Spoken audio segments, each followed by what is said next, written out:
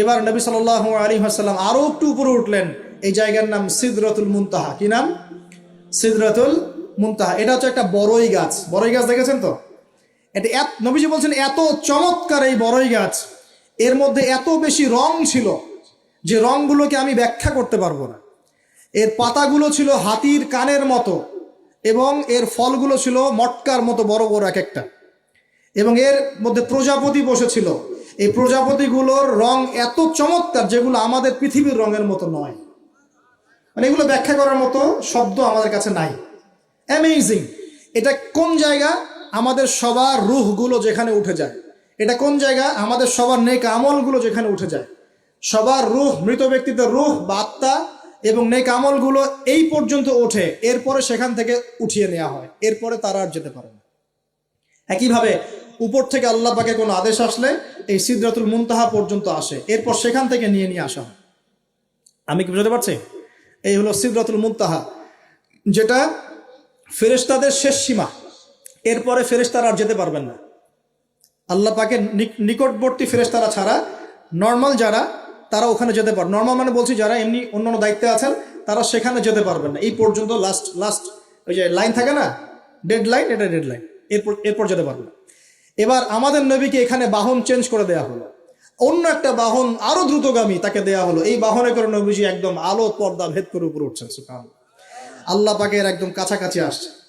কাছাকাছি আসার পর তিনি বলছেন, আমি তখন শুনতে পেলাম যে আল্লাহ পাকের নিকটস্থ ফেরেশতা যারা আল্লাহর আদেশ লিখে রাখেন, তারা কলম দিয়ে লিখছে আল্লাহর আদেশ। এই কলমের লিখার খসখস শব্দ আমি শুনতে পেলাম। সুবহানাল্লাহ, আল্লাহু আকবার। এবার আল্লাহ রাব্বুল আলামিন তাকে কাছে নিয়ে, শোনেন প্রিয় ভাই, উম্মতে মুহাম্মাদি শুনে রাখো, আল্লাহ পাক 3টা স্পেশাল ওহী করলেন। কয়টা ভাই? 3টা। অন্যান্য অনেক কথা তো হয়েছে, সেগুলো তো আমরা হাদিসের মধ্যে আমরা ডিটেলস বলতে পারছি না, সময় শর্ট।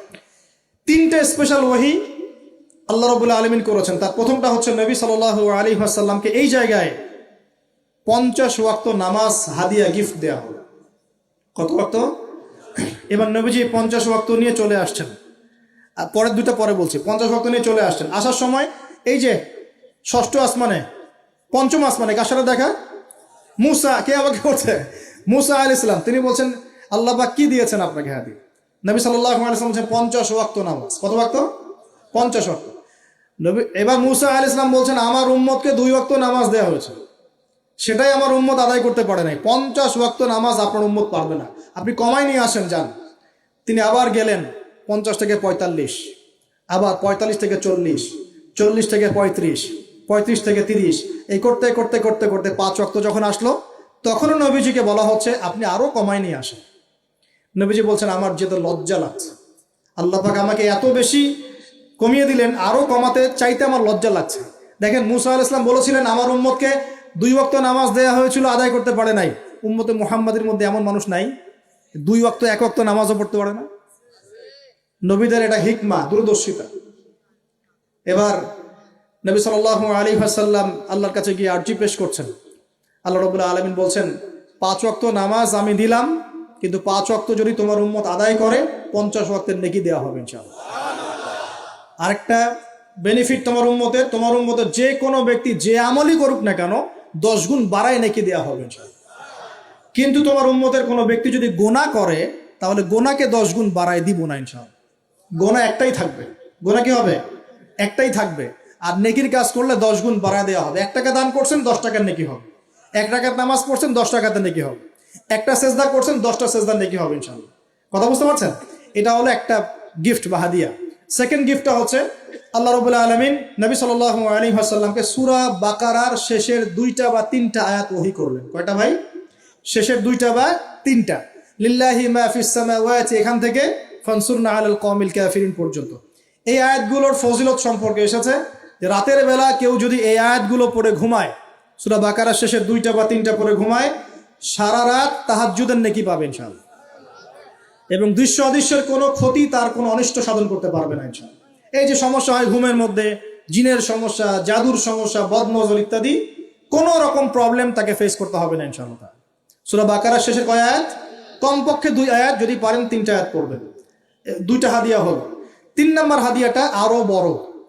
3 নম্বর হাদিয়া হচ্ছে নবী সাল্লাল্লাহু আলাইহি ওয়াসাল্লামকে আল্লাহ পাক বললেন, তোমার উম্মতের, একটু গৌর করে শোনেন, তোমার উম্মতের যে কোনো ব্যক্তি যত পাপই করুক না কেন, যদি আমার সাথে শিরকের পাপ না করে, শিরকের পাপ ছাড়া আমার সাথে সাক্ষাৎ করে, আসমান জমিন সমানও যদি পাপ করে, আমি আল্লাহ তার সামনে আসমান জমিন সমান ক্ষমা নিয়ে হাজির হব ইনশাআল্লাহ। এই উম্মতের যে কোনো ব্যক্তি খালি লা ইলাহা ইল্লাল্লাহ মুখ দিয়ে পড়েছে, ইসলামের সামনে আত্মসমর্পণ করেছে এবং শিরক মুক্ত আমল করেছে, বেদাত মুক্ত আমল করেছে, ঠিক আছে, তার যত বড় বড় পাপই থাকুক না কেন, ইনশাআল্লাহ আল্লাহ পাক কোনো না কোনো ওসিলায় সেই পাপ মাফ করে দেবেন ইনশাআল্লাহ। এটা একদম লিখিত হয়ে গেছে। জান্নাতীদের 120 কাতার হবে, এই 120 কাতার মানুষের মধ্যে 80 কাতার হবে উম্মতে মুহাম্মাদের মধ্যে। আমরা কি শিরক মুক্ত আমল করতে পারবো না ভাই? সাহাবীরা অবাক হয়ে বলছেন, যদি সে চুরি করে, যদি সে জেনা করে, নবীজি বলছেন যদি সে চুরিও করে, যদি সে জেনাও করে, তবুও তাওহীদ ঠিক থাকলে জান্নাতে চলে যাবে। এখন কি তাওহীদ ঠিক করে চুরি করা শুরু করব?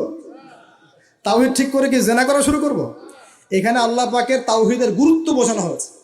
আর যে ব্যক্তি প্রকৃত তাওহীদে থাকবে সে কি জেনা করতে পারবে? আল্লাহ পাক আমাদের সবাইকে 3টা হাদিয়া গ্রহণ করার তৌফিক দান করুন।